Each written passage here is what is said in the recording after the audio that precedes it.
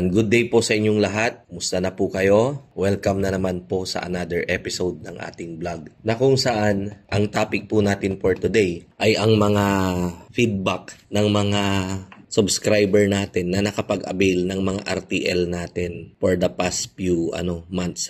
May mga nag-message sa atin na nag-a-avail ulit ng RTL natin na pang February 22. Kasi nga po yung pang December 11 natin ay yung 32,000 heads po yan, ubos na. Ang available po as of now at konting-konti na lang yung February 22. At ang susunod po dyan ay March 11 na po. Bibigyan ko kayo ng go signal kapag pwede na po kayong magpabook ng pang March 11 natin. Dahil gaya po ng palagi kong sinasabi, hindi po ako tumatanggap ng reservation fee hanggat hindi pa po dumadating sa farm yung mga DOP natin or yung tinatawag na sisiw, day-old pullets. Dahil, limbawa, nagbigay ako ng March 11, tentative po yan. Maari pong mapaaga or mali yung actual na delivery date or yung actual na pag-turn nung manok sa 16 weeks. May possibility na maaring madelay yung dating ng sisiw sa farm natin or mapaaga. Ang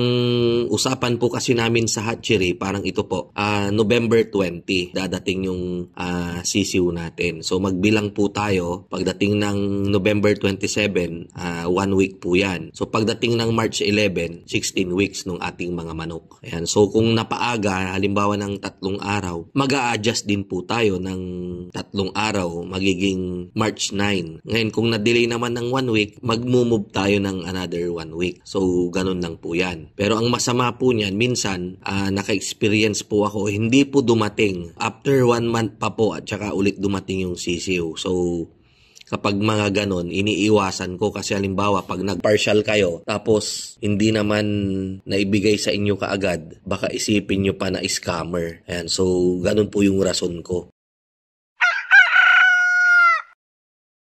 So, kanina po, nagbabasa po ako, nagre-reply ng mga messages ninyo sa Mang Mags FB page. Meron po tayong inquiries doon. Nagdadagdag po siya ng kanilang RTL at tuwang-tuwa po sila kasi nga raw po yung kanilang alagang manok na galing sa atin ay nagna-97, nagna-98%. Kaya kako, wow, kakong ganon. Ang galing nyo naman, sir, kako.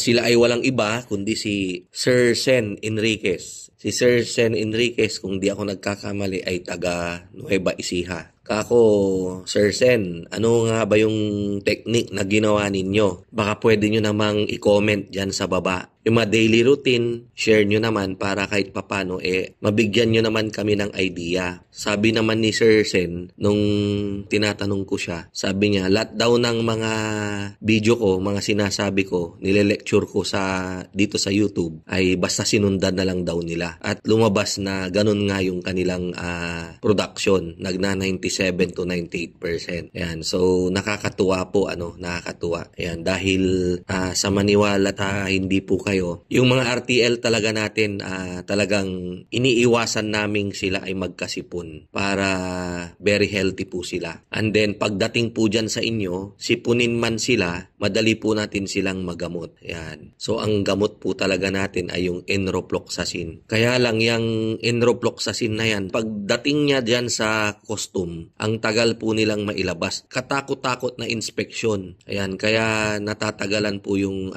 paglabas. Kaya yung mga order ko, kagaya ni Engineer Frank Lumabaw, sorry po Engineer, parating pa lang po yung gamot natin. Pagdating po nung enrofloxacin natin, agad-agad ko pong ipapadala yan sa inyo.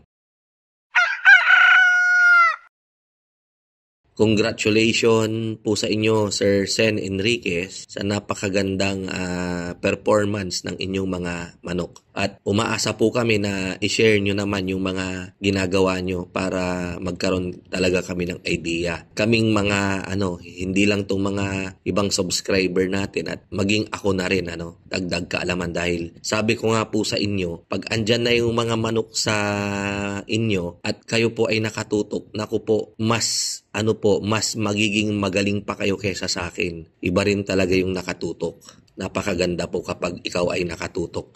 Huwag lang tayong matututukan, ibang tutok na po yun. Tutok ng patalim, baka holdapan na po yan. At yung isang tutok, ayan.